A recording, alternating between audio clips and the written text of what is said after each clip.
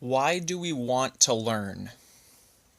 Learning is the act of seeking out things that we don't know so that we can better understand the world around us and grow. But why does it matter how much we grow since at the end of the day we die anyway? This is a nihilistic sort of point of view, but it does bring up a good point. Why do we try to improve when the ultimate victory condition, being the best, is nearly impossible for everyone? But that's another question entirely. The question we're focusing on today is, why do we want to learn? Learning, if you ask me, is fun. Learning is one of the reasons why I get up sometimes. I just feel like I need to learn. I feel like I need to grow as a person. This growth can improve myself. It can even improve those around me if I act accordingly. Leading by example is a real thing.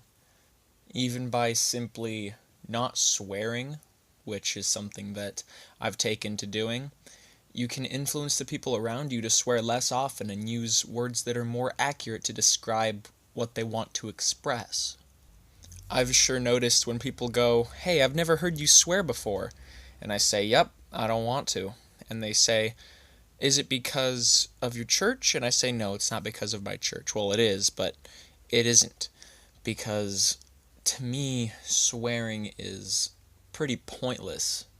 It is frequently and understandably justified by, hey, it's a good way to express emotion in a quick, concise way.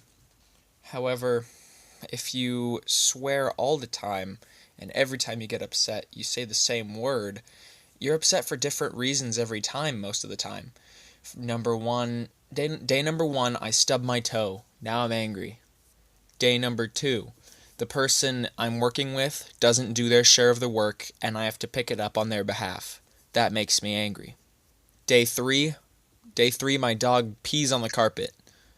All of these days have given me something unique to be angry about. And while on the surface level the emotion is the same, on a fundamental level, no wait, not fundamental, on a deeper level, it is something more unique to each situation. And you can't describe the same, you can't use the same word to describe those different emotions. And so, people that swear a lot, I regard them as people with not fantastic emotional understanding. My emotional health isn't the best, I'll admit. I'm I'm not fully developed yet, so there's a reason right there. I don't even have a 100% brain developed yet. I don't have any reason why I should expect to be emotionally healthy, but I understand how my emotions work, how they affect myself and others, that sort of thing, as well as what it means on a deeper level to me. It's sort of how this channel is a great way for me to vent, a great way for me to get my ideas out there, to keep asking questions. Speaking of questions, why we ask them. We want My take on this situation of why do we ask questions is that we want to understand the world around us, or even ourselves, at a deeper level. We look at the information that we have and declare it inadequate. I want to know more. In some cases, I need to know more. It's this primordial desire to increase my banks of knowledge. And in so doing, I can not only learn about the subject at hand, but I can learn about myself. So, through learning all the time, which is something that I like doing, I like to glean lessons from anything I can. I learn about myself and about the world around me. They go hand in hand, if you ask me. In order to learn about yourself, you first have to understand the world around you so you can understand the stimulus or stimuli that are affecting you and causing you to act in the way that you are, as well as your external factors such as how you were raised that really literally developed your personality and yourself, your essence. In order to understand the world around us, we similarly have to understand ourselves inwardly first. Like looking through a telescope is what we're doing when we're searching for answers in an analogy sort of way. We're looking through this telescope, and ourselves is the telescope. Unless we understand the telescope and are able to zoom in and out, focus, look around, tips and tricks with it, just techniques, until we can understand ourselves, or that inner telescope, we can't fully observe the world around us. As people, we have many daily constant needs. We need food, we need water, we need sleep, we need others, we need things to do, stimulus. And we also need to learn. It's like a hunger for knowledge is an appropriate way to describe it. We're hungry for more knowledge and we need that knowledge. Of course, if we don't get it, we're going to live, unlike with food. But we need it. It's impossible for me to articulate exactly what I'm thinking right now, but it's almost like we value knowledge at the same level that we value sustenance to preserve our bodies, because our mind is a completely separate entity to our body. Even though it's contained within our physical body's brain, the body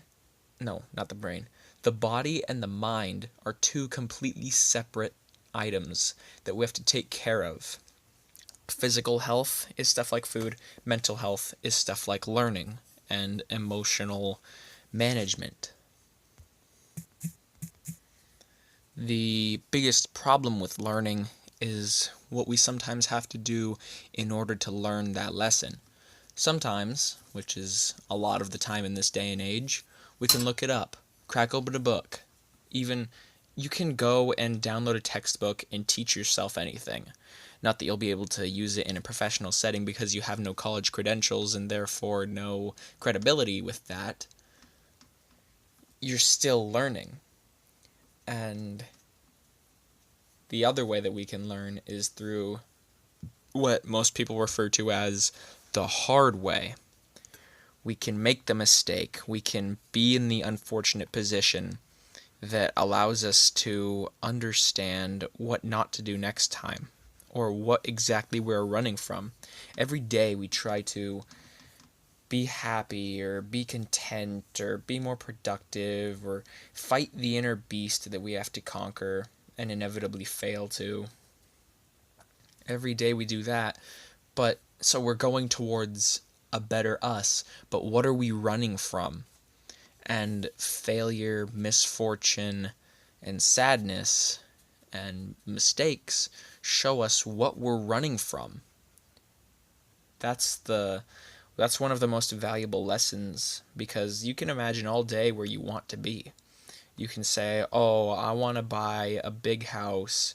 I want to have 4 kids, 2 boys and 2 girls, so that it's balanced. I want them to be overachieving. I want them to be all of my positive traits and none of my negatives. I want them to be healthy. And most of all, I want them to be happy. I also want this kind of car. I want to live in this location with this kind of weather, with this much money. We can imagine that easily all day, because it's not what we have right now. Imagining what we don't want is scary. Imagining ourselves out on the street, we can't support each other, the spouse relationship that you have with the other person. You both used to live in a house together, but now you've been evicted and you both have nowhere to go, and your families are not going to contact you, and you can't contact them because you don't have any means to. In every sense of the term, of the saying, you're on your own. And survival itself is no longer a guarantee from day to day. That is what we're running from. And and we can think about that and it doesn't really hurt, but if it doesn't really hurt or stress the person thinking about it, I would argue that they're not putting themselves in that situation. They're merely seeing it as a possibility that can happen, an event contained within itself. But no, this event is real. This event can touch you if you let it. This event is completely possible. And every time we fail, when we don't do enough work, we slide a little bit closer to that. Because imagine you're at work and you don't complete a form that you needed to, and that one form not being completed can either lead to a reprimand. Hey, bro, you need to finish this. And you're like, oh, okay, my bad. And you finish it. You get lucky in that case. In another case, it's a vital document that the company cannot go without. And now you just lost the company $2,000 in a matter of seconds because you didn't sign the dang papers and turn them in. And now they can't decide to keep you because your other mistakes. If you're the kind of person that wouldn't fill out that kind of necessary paperwork, you're probably not a good worker either. And so they look at your past actions and say, I don't really know why we're keeping this person around. They're not helping us anymore. If anything, we're just breaking even on them all the time. Get them out of here. And so they lay you off, or they fire you, or whatever they want to euphemize it with. And now you're out of work. You and your wife are now at home. And she doesn't work because she's taking care of the kid. And now you're out of work because you didn't do a single document. That one document not being done crashed you. And if you get that kind of luck and that sort of unwillingness to do the vital things in life, you will eventually and invariably end up on the street, as discussed earlier. That is real, and that is a possibility. I'm still in school. If I want to at any time, I could drop out of school and go get a job somewhere. I mean, I do have a job somewhere, but I'm not working full time. And that, while it gets me money, it takes me closer to being a homeless person on the street, because it's not only lessons that I learned from school, it's credibility. And maybe sometimes we only learn so that we're credible. We only learn because we have to. In order to become a lawyer, you have to go to school for 7 years.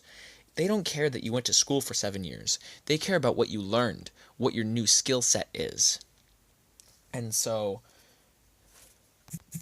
by refusing to learn, you can taper off all of your potential and your opportunities. And now you start losing who you could have been. What kind of progress you could have made before is now impossible because you don't have the credential necessary to become a lawyer. And maybe sometimes we learn for pleasure. Maybe sometimes we learn for survival. Maybe sometimes we learn for growth. Maybe sometimes we learn because we have to.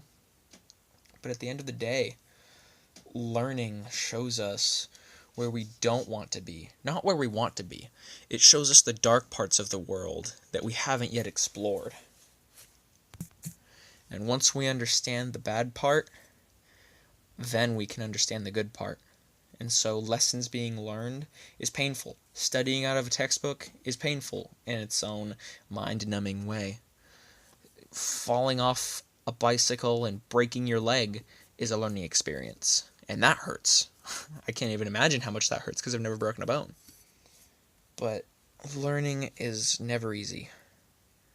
You have to go to a darker part of the world in order to do it, a place that you would not want to be as your first choice. But through that sacrifice of going to that place, and not necessarily suffering, but doing something that we don't want to, sacrificing something that we do want to do in the moment, can ultimately help us grow and help us feel happier, which doesn't make sense because we just did something that we didn't like. Perhaps there's a balance between happiness and sadness, and every time you do something that makes you feel happy, later you must have sadness because you have to come down from that high. And every time you do something that you don't like, then you're happy afterward. So there's something we just learned. So, of course, I'm not the universal answer key. This answer may not apply to someone listening to this, or it may apply to everybody, or I might have missed something, or I might not have accounted for certain variables. So, as always, the question still remains: why do we ask questions?